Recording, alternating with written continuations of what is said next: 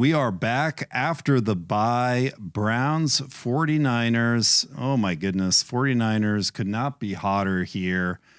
Looked incredible against the 49ers. Started the season off with that big win against the Steelers. They are undefeated. Gentlemen, it looks like a very tough game. Doesn't look like it's getting any easier with Deshaun not practicing too much. He is questionable as we lead into the injury report, and the rest of the week we'll see game time.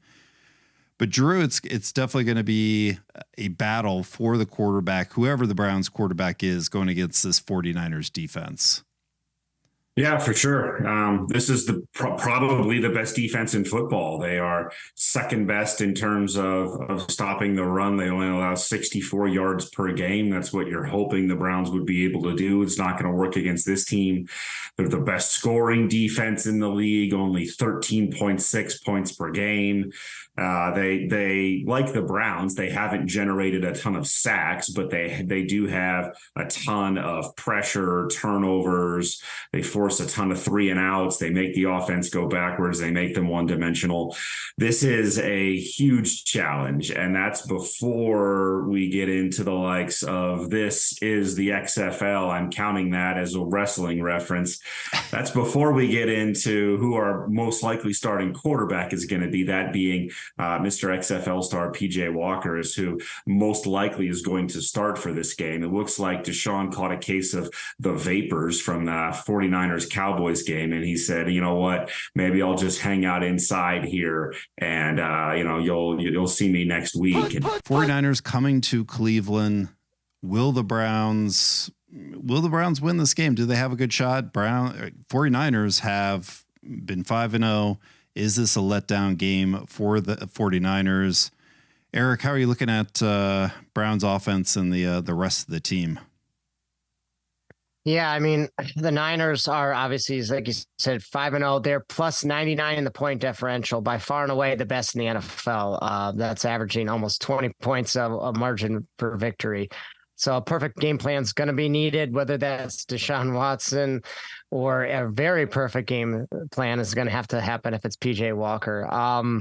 So, yeah, I can't make any mistakes. I did some analytical work, as I like to do in my free time, and take a look at the Niners' closest game of the season, 30-23 win over the Rams.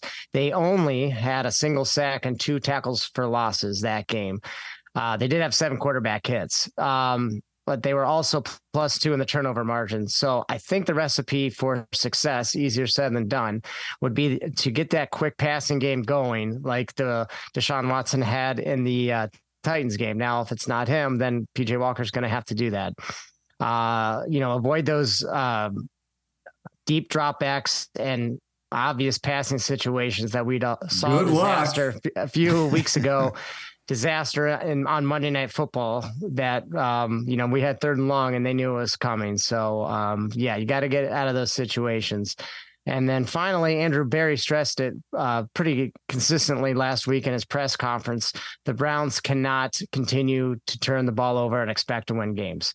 They've got to win the turnover margin, preferably even push. But for now, we've been getting destroyed. -7 in the first 4 weeks. And a team that has a short field that can get their offense a short field like the 49ers, that's just gimme touchdowns. So got to control the ball, and hopefully our defense can force those turnovers. But the offense has got to play smart, play efficient, and cannot put themselves in difficult situations. Maybe it's the bye week that's giving me a little bit of amnesia about how good the Browns defense is. We had that performance against the Ravens that the offense really hurt the defense against the Ravens. Lots of turnovers, bad field position. Could have seen, better output result from the defense. The Browns still have a great defense. But 49ers, some just incredible players outside of the quarterback position who are supporting a fairly good quarterback in Brock Purdy. I guess, Drew, where are you thinking? Is this a high scoring game? Is this a defensive battle? Where are you taking the over under for this game? I don't know what the over-under is, but the only chance that the Browns have of this being a game that they could steal a win is if it is a defensive battle. And to Eric's point, if they commit exactly 0 turnovers and maybe they find their way into a blown coverage or 2, or they get a special team score, something like that, something to really sort of swing the momentum, something unexpected.